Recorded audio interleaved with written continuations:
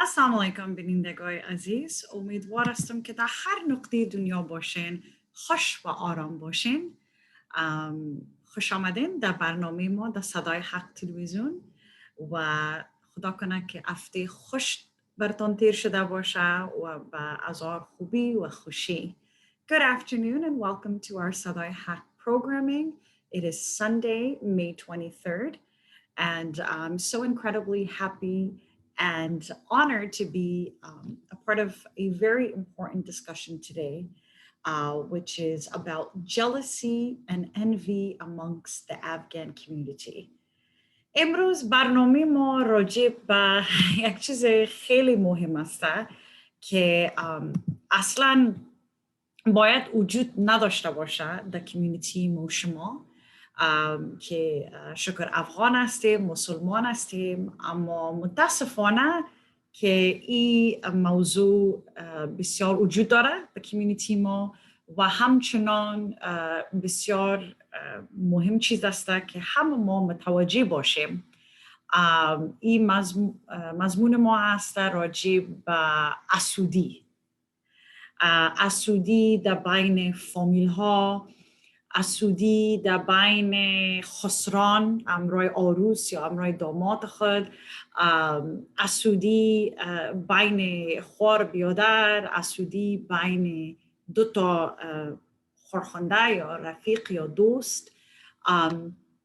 بسیار یک چیز جالب است و یک چیز بسیار برای ما مخصوصا متوجه شدیم که از در هر کمیونیتی حتما وجود داره.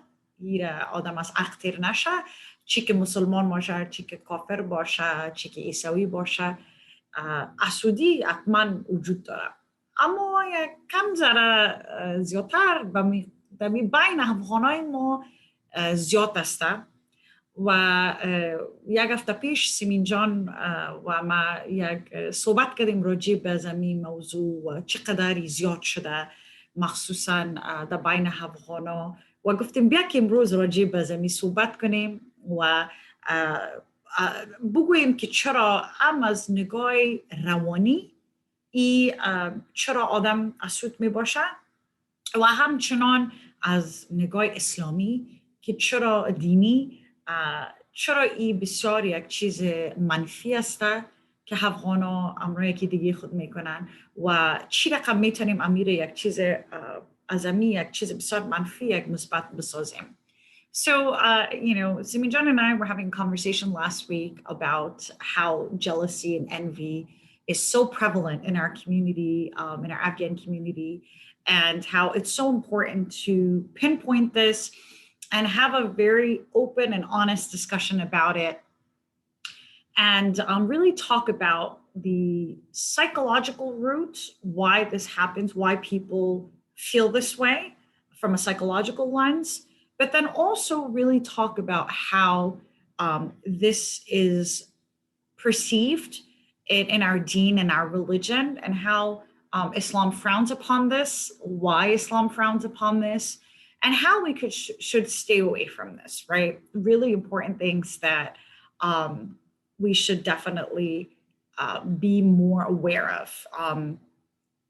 It's interesting because this, obviously, jealousy and envy is prevalent in any community, in any circle of people. But since this is an Afghan American community, I know we have viewers from outside of the US, but it also lives in Europe. It also lives in Afghanistan. This is not something that's just closed off to our community, right? This is our community at large. I've seen jealousy and envy, ruin all sorts of relationships. But interestingly enough, the jealousy and envy, when we look at it in our community, it's not really from strangers, right? It's not really from people outside of our families. I think that's the most disappointing part about it. و اگه ما شما متوجه شویم و ببینیم موضوع اسودی را در کمیونیتی افغانا که هسته، این زیاد بین بیگانا نمی باشه. یک بیگانه یا یک همسایه زیاد اسودی و اینطور مشکلات را نمی داشته باشن. عموما این مشکلات ها که هسته وجود می داشته باشه بین فامیلا می باشه اگه متوجه شد یا بین خسران می باشه. این یک چیز می باشه که زیادتر از فامیل خارج نمی باشه که متوجه شویم. وقتی که راجع به از این تاپیک معلومات می گرفتم and while I was researching for this I came across some really nice conversations and really nice talks.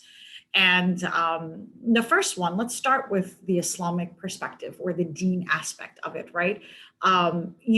We talk about how you may see that somebody in your family, right, or somebody from your in-laws get something in their life, or maybe somebody from the outside. But again, this is really, in our community, we see that it's more internal than external, right?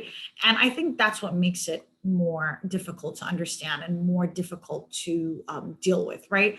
So if you see that somebody has received something that's better than yours, or that if it's material, if it's a home, if it's a car, always say mashallah, always say Naam Khuda, always say Allahumma tabarak, right? You always want to say that, be happy for that person, right? And if you don't have that, you can ask Allah subhanahu wa ta'ala for it, right? We always say, ask and you shall receive. That's something that's rooted and embedded in our deen, right? و همیشه وقتی که یک کسی رو ببینین در فامیلت یا در خسرانت یا یک عروست باشه یا دامادت باشه، همیشه که یک چیز داشته باشه که خانه باشه یا موتر باشه، برشان خوش باشین، بگوین نام خدا ماشاءالله خدا دگام بدیده.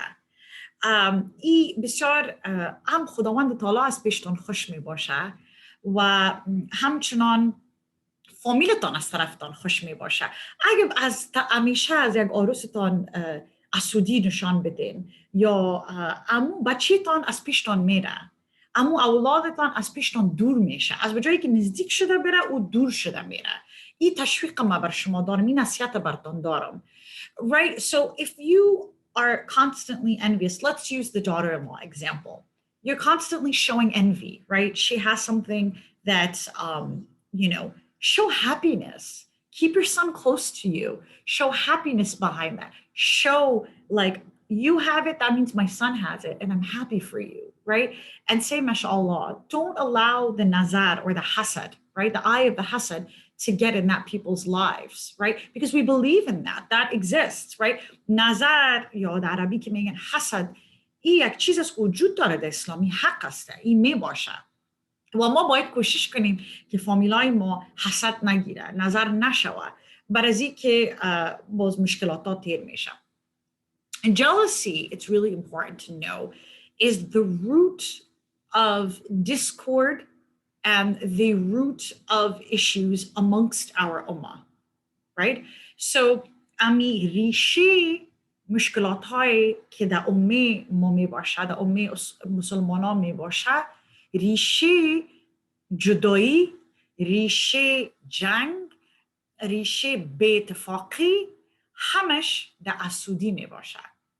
و اگر اسودی وجود نداشته باشه، مردم ما، امه ما اتفاق می داشته باشه. و همچنان بسیار مهم است که متوجه باشین. اگر ببینین که یا خسرانت باشه، یا فامیلت باشه، یا دوستت باشه، اسودی رو نشان میده برای خودت یا برای فامیلت یا برای شوهرت یا برای خانمت یا برای اولادت، اون نفر هیچ وقت خداوند تعالی اون نفر خوشی نمیده و هیچ وقت اون انسان احساس خوشی را کردن نمیتونه.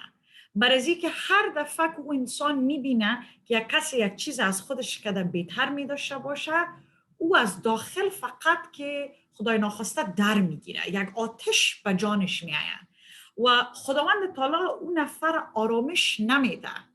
Right? So if you are the type of person that is constantly envious and wanting what other people have, you will never be happy in your life. You will never be content with what Allah subhanahu wa ta'ala has given you. You will have an internal fire.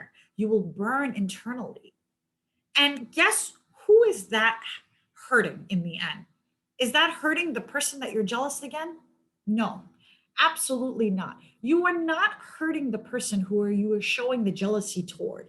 You are hurting yourself, right? اگر شما این رقم احساس نشان بتین برای هر کس و زورتان بته در هر گپ، از سود شوین در هر گپ، شما در گرفته میرین و خوشی احساس کردن نمیتانین، آرامش ندارین، این سر از اون نفره که از سودیت نشان میتین تاثیر نمیکنه. این فقط خودت میخوره از داخل. یگان دفعه افغانا میگن که بسیار آدم دلخور بود، اونمو دل خود خورده میری، دل از اون نفر خورده نمیتونی. مثلا اگه ای چیز راجی بهش بگویی، در پشت سرش بگویی، یا مثلا یک کس دیگر بگویی یا به دل خود بگویی، اون نفر سرش تاثیر نمیکنه. سر خود آدم، سر خود انسان که کار میکنه تاثیر میکنه. Okay? So it hurts you and it damages you, right, as the person who's doing this more than anybody else. Think about your religion and think about religion as a way of life. Think about what you do in this world affects your deen, your dunya, and your akhirah. These are the three key points that I always remind myself of and I want you to be mindful of. سه چیز است که شما باید متوجه باشین همیشه در زندگی خود و همیشه که امروز یک کس ارتباط می داشته باشین و اگه می خواهین که مناسباتتان مثل یک مسلمان واره باشه، واقعا خواره و بیادرای ما احترام داریم و حق است که آدم باید است که پت کنه خدا و باید است که آدم سر آدم پت باشه و آدم باید است که مسلمان خوب باشه و راستی کسی که چادر نمی پوشه خدا هدایت بدهشه که بهتر باشه اول از خودم یا دیگرها خیر است. اما اگه چادر در سرتان میکنین و سر خدا اتر بسته میکنین، به یاد خود بیارین که وقتی که سر خدا پت میکنین باید است که عکس العمل نشان بتین برای مردم که آیا ما سر خدا بسته کردیم و ما بسیار مسلمان خوب هستم. نه تنها در سر بسته کردن آدم میتونه که مسلمان خوب باشه، باید آدم نیت آدم پاک باشه، آدم باید حرکات آدم پاک باشه، چیزی که از زبان آدم میبرای خوب باشه، غیبت نکنه. غیبت که میکنی خون وقتی که فقط که گوشت مرده را میخوری در روز قیامت اونمو رقم میباشه. So wearing, for example, a hijab is a symbol, right? It's something, I'm not saying it's not something that you're supposed to do. May Allah guide us toward that. May Allah guide me. May Allah guide all of us to cover and be people of Islam. I'm not sitting here being a contradictory statement or saying that it's against Islam. No, but when I see somebody who's wearing a hijab, to me, that's a representative of somebody who is a Muslim. If I see a hijabi, I know, mashallah, that person is a Muslim. But just wearing a hijab is not enough. What comes out of your mouth is what's important. What is in your niyyah or your intention is what's important. Backbiting is important. You shouldn't cover your head and then everything that comes out of your mouth and whatever you do with your body is wrong. No, you wear that hijab and you represent your religion. Everybody from the outside looks at you as the Muslim. So don't wear a scarf and then contradict what's in your religion. سرکایتان بسته نکنین باز از دانتان گپای خراب نبراید. برای که او چادرتان ایچ میشه براتون از او که گناه میشه. از او که چادرک خدا بپوشین کل دنیا را نشان بتین که مسلمان چی رقم باید باشه. کل دنیا را نشان بتین که من سر خدا پت کنم دان خودم پت میکنم. گپ بد نمیزنم، غیبت نمیکنم، مردم رای بد نشان نمیدم. از سودی قلب خدا پاک نگاه کنین، قلب خدا چرک نسازین. Right? So it's really, really important.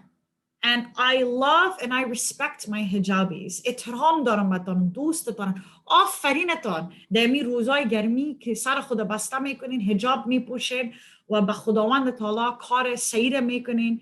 من بسیار براتون احترام دارم.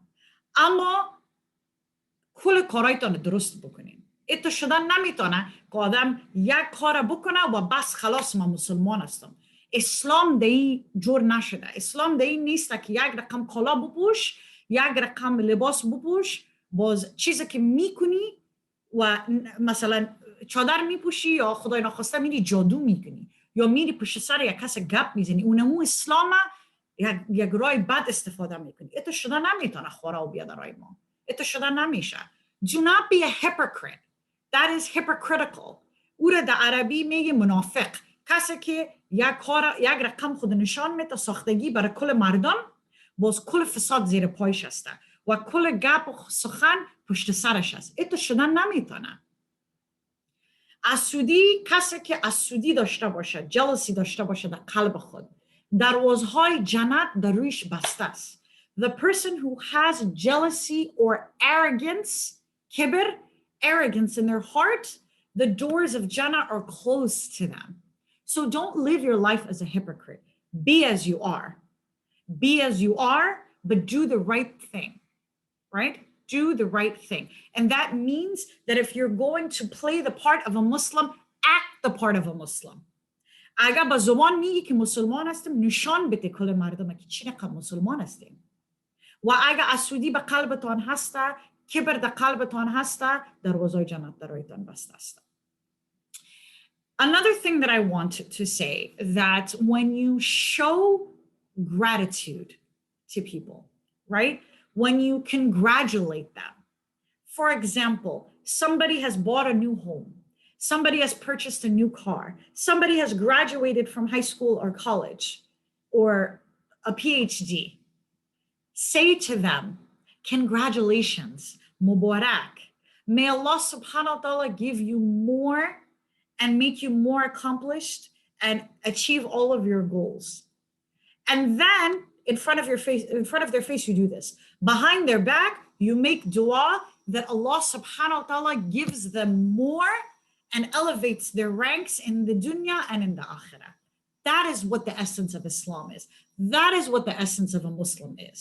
بعد از او، خورا و برادرای من، وقتی که یک مسلمان ما شما دکتر میشه، از کالج فارغ میشه، از های سکول فارغ میشه، شما برایشان مبارکی بدین. از صمیم قلبتان، راستی اگه قلبتان پاک است و سیاه نشده باشه، خدا هیچ کس سیارو قلب رو نسازه. قلب آدم خداوند تعالی سیاه نسازه. قلب آدم روشن بسازه و روی آدم روشن و شاد بسازه که خداوند تعالی از طرف ما خوش باشه. اگر نیت خوب داری و آدم خوب هستی، در پشت روی از او انسان میگی که مبارک، باز پس از پشتش دعا میکنی و میگی که خداوند تعالی دگان برش بته خوبی و خوشی. You're going to do two things, right? In the person's face, you're going to congratulate them for their accomplishment. But behind their back, you're going to make dua. You're going to say a prayer for that person, that Allah subhanahu wa ta'ala gives them more, makes them more accomplished, gives them better things in their life, right?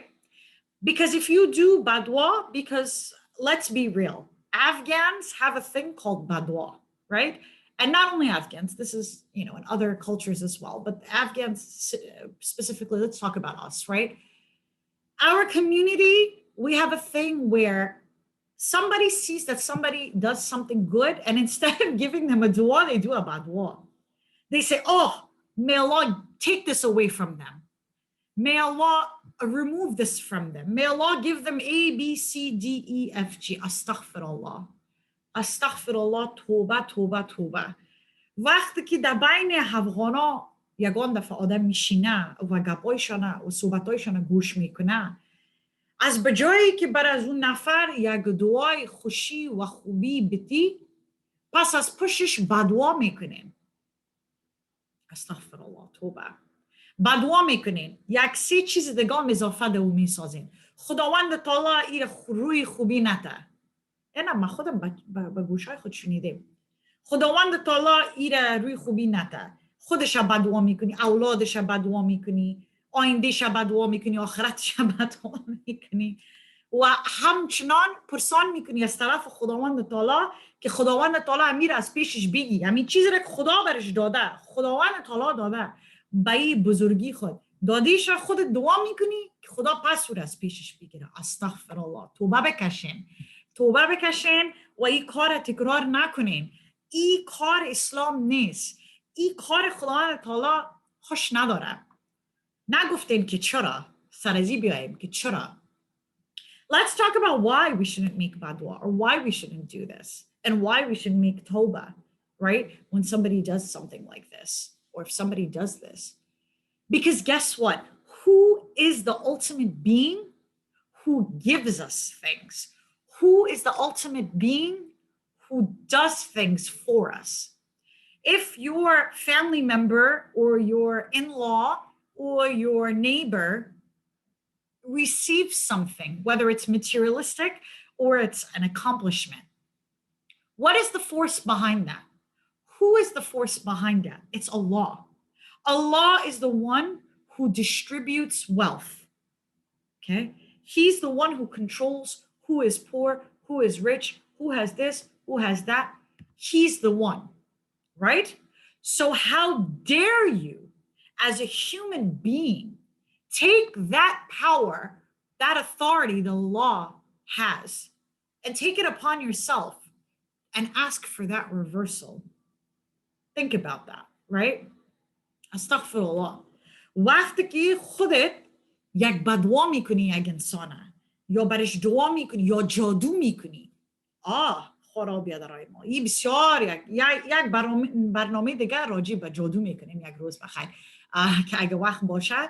و همیشه اگه فکر میکنی یک کسی جادو میکنه به حق همیشه سوره الفلق و سیقلت همیشه بخوانین و همیشه که خداوند تعالی نگاهتان کنه از این نفرهایی که دلشان چرک است و میخواین بدی برتان، و همیشه سپرد خدا به خدا کنین که خداوند تعالی در بازار حق شیشته و همیشه روی کسی را شاد میسازه و پر نور میسازه، کسی که قلبش پاک باشه، و کسی که نیست خداوند تعالی از روی قوارش معلوم میشه. و همچنان گپ سر از این بود که چرا قدری گناه داره، برای از که خداوند تعالی بزرگ است و خداوند تعالی اونمو قدرت داره کسی را که پیسه‌دار میسازه او از طرف خدا سور پیسه‌دار میسازه، کسی که غریب میباشه او از طرف خدا میباشه امتحانش میباشه او رو خداوند تعالی، کسی که میشینه و بدعا میکنه و بدی پشت سر یک کسی و پشت رویش میگه او را به معنای عزیزته که خودت به خداوند تعالی او را چالش میکنی. خداوند تعالی نعوذ بالله خداوند تعالی را از پیشش سوال میکنی که چرا ای را دادی و مرا ندادی. استغفر الله. خداوند تعالی ما را نجات بده از این روزه که ما خداوند تعالی را این رقم سوال برش بکنیم. استغفر الله. خدا و روز نبیاره، ما بندیش هستیم، ما باید قبول کنیم هر چیزی که خداوند تعالی ما را داده، خوبی باشه یا بدی باشه امتحان است، انشالله تیر میکنیم. خوبی باشه شکر میگیم، 1000 بار شکر میگیم و شکرانگی میکنیم. خداوند تعالی ما را کمک میکنه و همیشه که بهتر باشیم و خوبتر باشیم. اما اگه خودت بدوا میکنین یا چیز بد میگین، اون یعنی که راضی نیستین از طرف خدا. استغفر الله. خدا ما را هیچ وقت تو یک روز نته که ما از طرف خدای خود راضی نباشیم. استغفر الله. So the Prophet ﷺ said that there are two things that can never coexist in the heart of a believer, right? That is envy and faith. این حال رفتیم در چیز که بسیار جالب است و بسیار همیشه مرا آرامش میده وقتی که ایره میخوانم. یک حدیث شریف ماسته که پیغمبر ما صلی الله علیه و سلم گفته که دو چیزی که هیچ وقت نمیتونه در قلب یک انسان یک جای باشه، حسودی و ایمان است. Okay? So this is really, really important. Once again, it's envy and faith. حسودی و ایمان. اگه کسی حسودی در قلب خود داره، ایمان نداره. Envy, the only way you can have envy in your heart is if you are competing with somebody with good deeds. You know what? Muhammad gave $1,000 for sadaqah. I was only able to give 100. I wish I was Muhammad. This is envy in competing in good deeds. This is the only exception to the rule in Islam. یگانه چیزی که رواست در اسلام و یگانه چیزی که اجازه است در اسلام که ما میتونیم بکنیم وقتی که رقم حسودی که میتونیم داشته باشیم که مثلا محمد $1,000 داد در صدقه و من تنها تانستم که $100 بدم و من اسود شدم، گفتم کاش که ما میتونستم که $1000 برای خدا بدم. اینی اسودی عقص و اجازه است که شما بخواین که مثل برادر خود یا خواهر خود اونما قدر صدقه بدین. اینی رواسته. بغیر از او هیچ رقم روا نیسته. Right? So it's really important to understand that outside of competing with good deeds, anything else that has to do with envy is not allowed. Right? Instead of wishing harm on somebody else, focus on what you want in your life. Focus on what it is that you need in your life to make you a better person.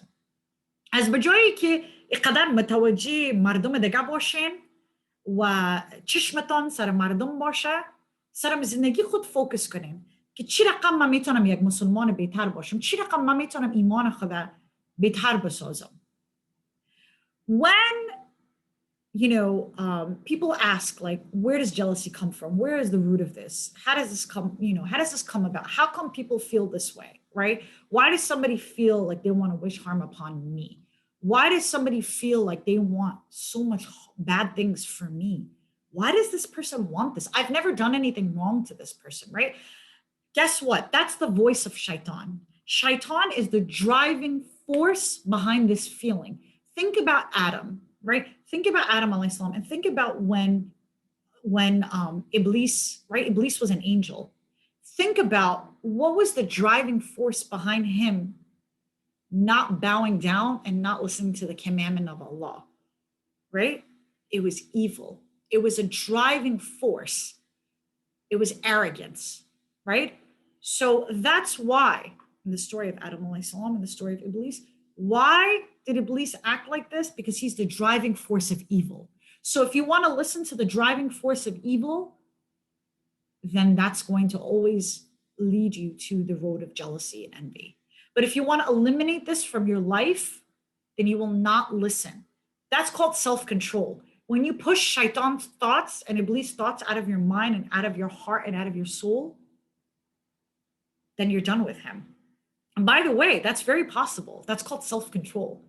و همچنان بسیاری نفرها پرسان میکنن که فرشته چرا مردم اسودی طرف ما میکنن، یا مثلا چرا همیشه اسودی خود نشان میدن، چرا غیر در کار مغرض دارن، چرا یک کس دیگر آزار نمیدن، چرا مرق آزار میدن. از خاطر که وقتی که آدم اسودی میداشته باشه، اسودی که هست عین از وقت آدم علیه السلام است که وقتی که ابلیس، خداوند تعالی، ابلیس خود یک فرشته بود اول، و از وقتی که گوش نکرد امر خدا که برایش گفت که باید به آدم علیه السلام تو باید سجده کنی، خدا پایان کنی، وقتی که او این کار نکرد، بگفتی کرد، از خاطر کبر کرد و از خاطر اسودی کرد. برای اینکه او اسود بود که آدم علیه السلام پیغمبر شد و پروفت شد و او نشد، او از او خاطر. هر وقتی که شما اسودی خود نشان میدین برای یک کسی، با معنای از این که با گپ شیطان و ابلیس گوش میکنین. در مایبر وجودتان ابلیس زنده است و شما گوش میکنین. خداوند تعالی ما را کنترل داده. از چی خاطر ما روزه میگیریم برای یک ماه؟ که کنترل داشته باشیم سر خود. وقتی که کنترل میکنیم او را و گوش نمیکنیم، خداوند تعالی خوش میشه. ما ابلیس گوش نکردیم. درست؟ Right. Okay, now we've spoken a lot about the religious element, and we've spoken a lot about how this can affect people, and how, when people do things like that, they are not, when people show envy and jealousy, they are, going against the will of Allah, and they're going against what Allah subhanahu wa ta'ala asked them to do, and they're following Iblis. They are following in the footsteps of shaitan. And all ما گپ زدیم راجع به این که چطور خداوند تعالی خوش نداره و در قلب آدم اگه میخوایی که پر ایمان باشی، در قلب کسی که ایمان باشه اسودی نمیتونه زندگی کنه. برای کسی که قلبش اسودی باشه ایمان نداره. این بسیار مهم است که شما متوجه شید. و یک چیز بسیار بسیار جالب، مفتی منک از افریقا است، اینا گفتن که امی کسی که اسودی نشان میتونه، نه تنها او انسان ایمانش ضعیف نیست، ایمانش ساختگی است. کل چیز را برای مردم میکنه. چادر در سر خود برای مردم میکنه که مردم خوب بگویشه، مسجد برای مردم میره که مردم خوب بگویشه. کلش ساختگی است. اینو متوجه باشین. ضعیف نه، بیخی ساختگی. Mufti Menk, he's from South Africa. He's a wonderful scholar. If you don't follow him, you really should. He says amazing things. He said that when somebody possesses envy and they show envy toward other people, that their iman is not weak, it's fake. It's not genuine.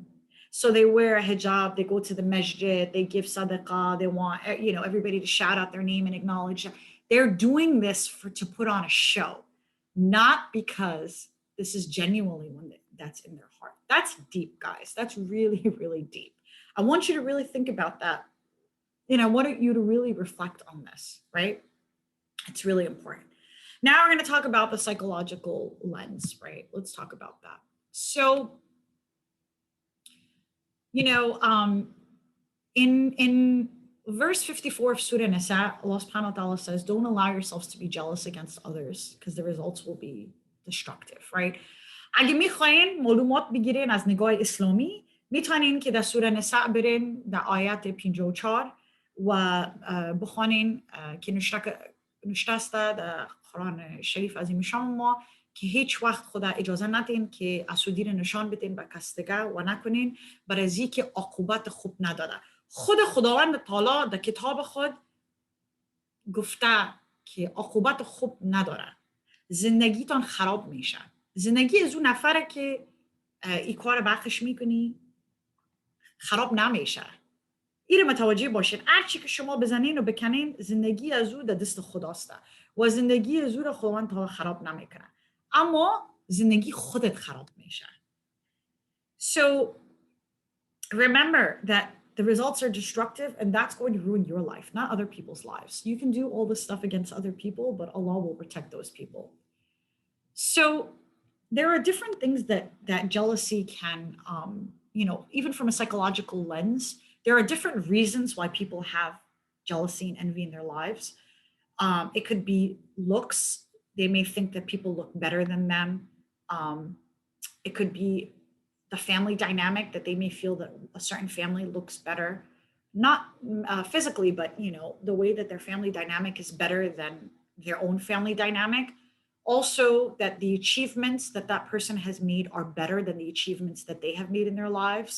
They may think that that person is more pious than they are. And they may think that that person has more authority than they do, right? So that's a few things. The فرسینال میگم که وقتی که یک کس اسود می باشه برای یک کس دیگه، چی خسرانش باشه، چی فامیلش باشه، چی بیگانه باشه، چند چیز هستن. یکی چهره یک انسان می باشه. اگه یک کس فکر میکنه که یک کس مقبولتر است ازش کده، او اسود می باشه. یکی اگه فکر میکنه که فامیل ازی خوشتر و خوبتر است، اسود می باشه. اگه فکر میکنه که این نفر از خودش کده در دیگه چیزا کامیاب است، از خودش کده یا میتونه که ایره اسود بسازه. اگه فکر میکنه که یک کسی از خودش کده دینش بلندتر است، مسلمان بهتر است، ای اذیتش میکنه. و آخرین چیز اگه فکر میکنه که این نفر زیادتر قدرت داره، یک چوکیدار آدم است، یک وظیفه بلند داره، یک کار میکنه که خودش اون نفر کده نمیتونه. و and then the other thing is that jealousy at the end of the day shows Allah subhanahu wa ta'ala that you are unhappy with what Allah has chosen for you. Okay? و یک چیز دیگه که میخوایم که شما متوجه شوین، وقتی که شما اسودی خود طور مثال یک کس اسودی خود برای من نشان میده، خداوند تعالی او نفر طرفش سعی میکنه و میگه که آیا تو بنده مستی؟ چیزی که من خودت دادیم در زندگی برای تو کفایت نمیکنه؟ تو خوش نیستی، راضی نیستی از چیزی که من برای خودت دادیم؟ Think about that. That is deep. You are unhappy with what Allah has chosen for you. That's very, very unfortunate. And you really have to do a lot of self-reflection and find out why that is. همچنان, jealousy will eat away your good deeds. There's another hadith of the Prophet ﷺ that says that jealousy will eat away your good deeds in the same way a fire eats away dry logs. یک حدیث شریف دیگه ماست پیغمبر مسیح میگه که همچنان اسودی یک انسان امی ثوابا و چیزهای خوبه که در دنیا کده باشی اونمو رقم ثوابت میخوره مثل که یک آتش چوب خشک بخوره. اگه شما متوجه شوین یک چوب خشک میباشه او رو در آتش میمونی دفعتا او خورده میشه. شما بکنین کارای بده اگه میخواین که کل ثوابایتان در بگیره اونمتر مثل یک چوب خشکواره. نفره که اسودی را به حقش میکنی او در نمیگیره اما خود شما و کارهای خرابتان گناهایتان در گرفته امی خوبیایتان در گرفته میره. Okay, so be very mindful of that. That's a very, very scary and deep thought. God gives you what he knows is best for you. Allah subhanahu wa ta'ala will give Firishta what's best for Firishta, not what's best for Injila. Okay? So remember, if you have too much and Allah feels like if you have that you're going to forget Allah, then of course Allah will take that, will not give that to you. Right? وقتی که خداوند تعالی اونم قدر برای بندی خود میده که میفهمه که بر از اونمو چی خوب است و بهتر است و یگان دفعه خداوند تعالی یک کس را زیاد نمیده که میگه باش که اگه من این قدر چیزا بودم مرا فراموش میکنه و یک نجات میده که ایمانت ضعیف نشه یا از بین نره. And remember those characteristics of people who are truly close to Allah. When you are truly close to Allah, you talk softly to people. You talk mercifully with people. You don't talk to people harshly. You don't fight with people, right? وقتی که واقعا خودت نزدیک به خداوند تعالی باشی، همیشه امرای یکی دیگه به نرمی گپ میزنین. همیشه امرای رحمه، امرای بسیار امتو به خوبی، با نرمی، با دوستی، با محبت. وقتی که when you use harsh words toward your family, your piety is fake. وقتی که امرای فامیلت مخصوصاً با رویه خراب، با رابطه خراب، با حرف زدن منفی، ایمان و دینه که به مردم نشان میدی ساختگیست. ساختگی انسان ساختگیستی، انسان براستی نیستی، انسان بسیار متوجه شوید که بسیار ساختگیستین و ایر خداوند تعالی میبینه و میشنوه. Allah sees and hears all that you do. And that's where I will end the Islamic part of this. From a psychological lens, jealousy is a very complex emotion, okay? It encompasses all sorts of feelings. It can range from suspicion to rage, to fear, to humiliation. And it really threatens, right, a valued relationship from a third party. از نظر روانی اسودی که هسته یک احساس هسته که مردم می داشته باشن برای یک کس دیگه وقتی که احساس میکنه که یا از اون نفر میترسه یا از اون نفر مثلا کدام شاید فکر کنه که از اون نفر کم هسته شاید کمبودی احساس کنه. Why are people jealous? People are jealous because they have low self-esteem. People are jealous because they have like psychological disorders. They might be narcissists. They might feel very possessive of other people, right? When there's like jealous relationships, we see this a lot in domestic violence issues where there may be a husband or a wife who is controlling and who may, husband may feel jealous about their wife and they try to feel, they feel that they, maybe not look as good as them, or they may not be as smart as them. And then what they do is they take it out on them by being very, very possessive. چرا مردم اسود می باشن؟ وقتی که یک انسان اعتماد به نفس نمی باشه به خود یا مناسبات خود کرده یک کس دیگه. اگه مثلا یک خسر اسودی نشان میده طرف داماد خود. این با معنای از این میده که این خسر بسیار اعتماد به نفسش کم است، یا این خسر یک کمبودی به خود داره، یا فکر میکنه که بدرنگ است، یا فکر میکنه که بی‌سویه است، یا فکر میکنه که کمبودی داره زندگی خود. از او خاطر او خسر راجع به از او داماد گپ میزنه، یا کدش مناسبات خوب نمی داشته باشه، یا رابطه خوب نمی داشته باشه، از خاطر که اون نفر خودش کمبودی در خود احساس میکنه و خودش در زندگی خود خوش نیسته. شاید خانمش کدش مناسبات خوب نداشته باشه، شاید اولادش خوب اولاد نباشه، کسای خورا و بیادرها که کدام کار بد بقت میکنه. هیچ وقت و انسان خوب آدم نمی باشه. یا شوهرش کدش جنگ میکنه، یا اولادش با گفتش نیسته، بد راسته، کد مردم ها میگردن کارهای خراب میکنن.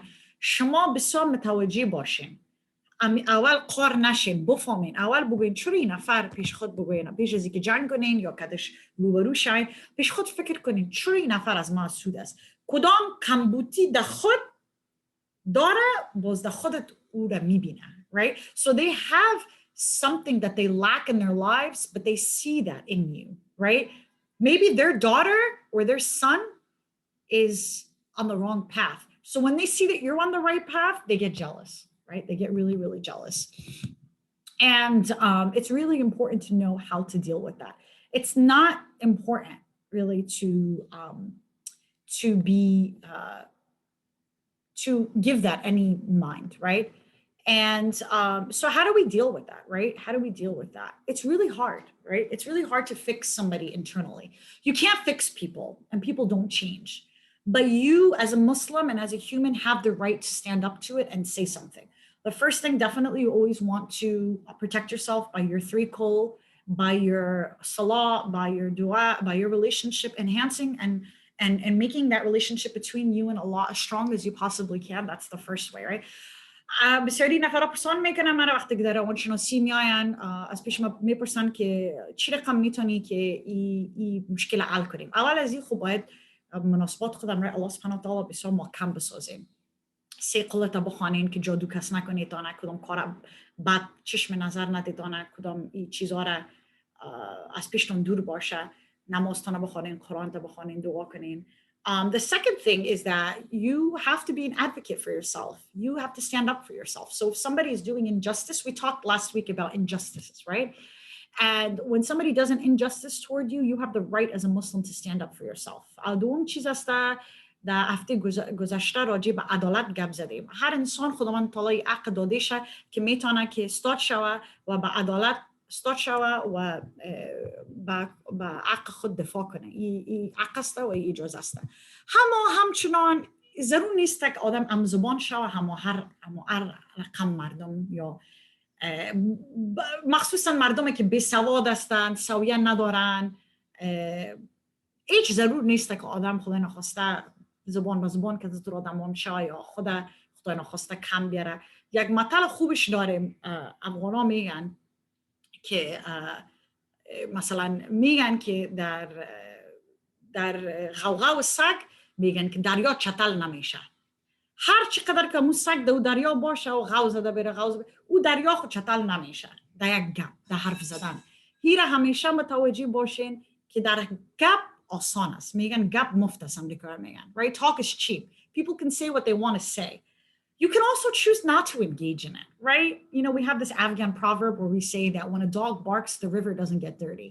You don't need to engage in that and go back and forth with people who are not educated, who are not on your level of competency, and who are not on your level of understanding, right? There's no need to fuel the fire further or to continue to do that. What you can do is pray for them, right? You can pray for them that Allah gives them hidayat and guidance. میتونین برای اون تو نفرها دعا کنین که خداوند تعالی هدایت بتیشانه و امو چیزی که کمبودی داره خداوند تعالی امو کمبودیشانه بهتر بسازه. اگر اولادشان با گفتشان نیسته، اولادشان بد راسته، خدا هم اولادشان در راه صحیح بیاره.